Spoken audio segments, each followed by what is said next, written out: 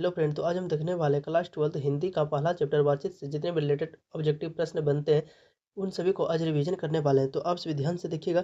तो चलिए बिना देर करते हुए क्वेश्चन को करते हैं शुरू। बातचीत पाठ के लेखक कौन है? बताइए आप सभी। आपसे क्वेश्चन पूछा गया है बातचीत पाठ के लेखक कौन है।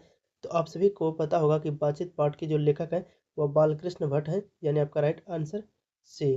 तो देखते हैं अगला प्रश्न। तो अगला प्रश्न है, बालकृष्ण भट्ट किस युग के लेखक थे? बताइए आपसे क्वेश्चन पूछा गया है बालकृष्ण भट्ट किस युग के लेखक थे। तो आपका राइट आंसर हो जाएगा भारतेंदु युग। यदि आपसे क्वेश्चन यह कहा था कि बालकृष्ण भट्ट जो थे वह किस काल के थे, यहाँ पर युग नहीं रहता, यहाँ पर काल रहता। बालकृष्ण भट्ट किस काल के लेखक थे, तो आपका राइट आंसर हो जाता आधुनिक काल। तो चलिए देखते हैं अगला प्रश्न। तो अगला प्रश्न है, बातचीत किस रूप में लिखा गया है? बताइए आपसे क्वेश्चन पूछा गया है बालकृष्ण भट्ट ने जो बातचीत लिखा है वह किस में लिखा है।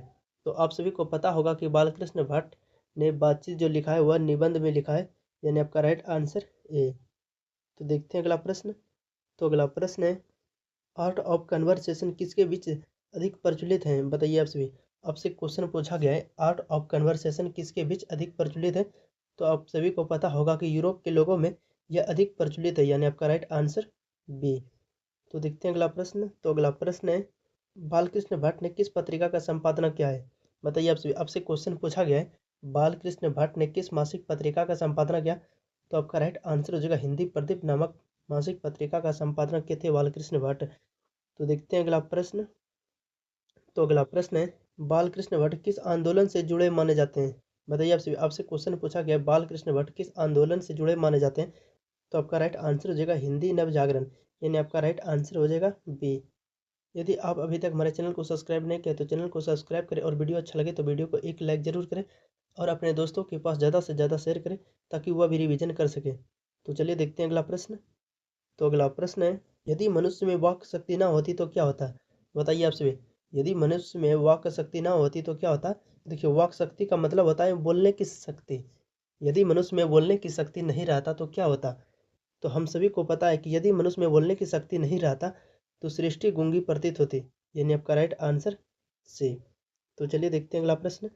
तो अगला प्रश्न है, बेन जॉनसन के अनुसार बातचीत क्या है? बताइए आप सभी। बेन जॉनसन के अनुसार बातचीत क्या है? तो आप सभी को पता है कि बेन जॉनसन के अनुसार बातचीत जो है बोलने से मनुष्य का असली रूप का प्रकट होता है। जिस मनुष्य से आप कभी भी बात नहीं कहे तो आप यह नहीं बता सकते कि वह मनुष्य कैसा है, अच्छा है या बुरा है। और जैसे ही आप उससे बात करते हैं तो आपको पता चल जाता है कि यह मनुष्य कैसा है। तो चलिए देखते हैं अगला प्रश्न।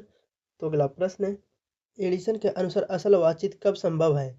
बताइए आपसे क्वेश्चन पूछा गया है एडिसन के अनुसार असल बातचीत कब संभव है, कि जब दो व्यक्ति रहते हैं तभी असल बातचीत हो पाता है। तो चलिए देखते हैं अगला प्रश्न। तो अगला प्रश्न है, स्व अज्ञान एक सुजान किसकी रचना है? बताइए आपसे क्वेश्चन पूछा गया स्व अज्ञान एक सुजान किसकी रचना है। तो आप सभी को पता है कि यह बालकृष्ण भट्ट का रचना है, यानी आपका राइट आंसर हो जाएगा बी। तो चलिए देखते हैं अगला प्रश्न। तो अगला प्रश्न है, बातचीत का मुख्य आधार क्या है? बताइए आप सभी। बातचीत का मुख्य आधार क्या है? तो आपका राइट आंसर हो जाएगा बातचीत की कला और महत्व, यानी आपका राइट आंसर हो जाएगा बी राइट आंसर। तो चलिए देखते हैं अगला प्रश्न। तो अगला प्रश्न है, बातचीत का सबसे बड़ा शत्रु क्या है? बताइए आपसे क्वेश्चन पूछा गया है बातचीत का सबसे बड़ा शत्रु क्या है। तो आप सभी को पता होगा कि बातचीत का जो सबसे बड़ा शत्रु है वह है औपचारिकता, यानी आपका राइट आंसर सी। तो देखते हैं अगला प्रश्न। तो अगला प्रश्न है, बातचीत किसे प्रकट करती है? बताइए आपसे बातचीत किसे प्रकट करती है। तो आपका राइट आंसर हो जाएगा व्यक्ति का असल स्वभाव और रूप, यानी आपका राइट आंसर बी। तो देखते हैं अगला प्रश्न। तो अगला प्रश्न है, बातचीत का वातावरण कब अच्छा होता है? बताइए आपसे क्वेश्चन पूछा गया है बातचीत का वातावरण कब अच्छा होता है। तो आपका राइट आंसर हो जाएगा जब आत्मीयता हो, यानी आपका राइट आंसर बी। तो देखते हैं अगला प्रश्न। तो अगला प्रश्न है, बातचीत की सबसे बड़ी विशेषता क्या है? बताइए आपसे क्वेश्चन पूछा गया है बातचीत की सबसे बड़ी विशेषता क्या है। तो आपका राइट आंसर हो जाएगा आत्मीयता और सहजता, यानी आपका राइट आंसर बी। तो चलिए देखते हैं अगला प्रश्न।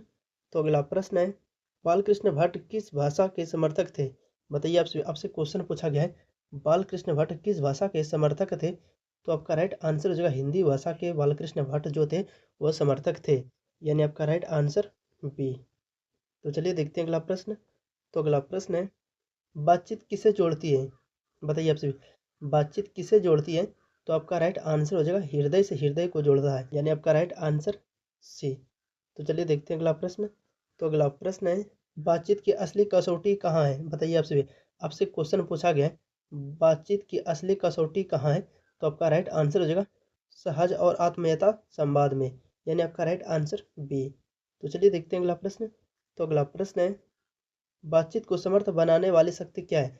बताइए आप सभी, बातचीत को समर्थ बनाने वाली शक्ति क्या है? बताइए आप सभी, आपसे क्वेश्चन पूछा गया है बातचीत को समर्थ बनाने वाली शक्ति क्या है, यानी आपसे क्वेश्चन कर रहा है कि बातचीत को जो मजबूत करने वाली शक्ति है वह क्या है? तो आप सभी को पता है कि बातचीत को जो मजबूत करने वाली शक्ति है वह है आत्मीयता और स्नेह, यानी आपका राइट आंसर हो जाएगा बी। तो चलिए देखते हैं अगला प्रश्न। तो अगला प्रश्न है, बातचीत पाठ का केंद्रीय उद्देश्य क्या है? बताइए आप सभी, आपसे क्वेश्चन पूछा गया है बातचीत पाठ का केंद्रीय उद्देश्य क्या है? तो आपका राइट आंसर हो जाएगा आत्मीय संबंध स्थापित करना, यानी आपका राइट आंसर बी।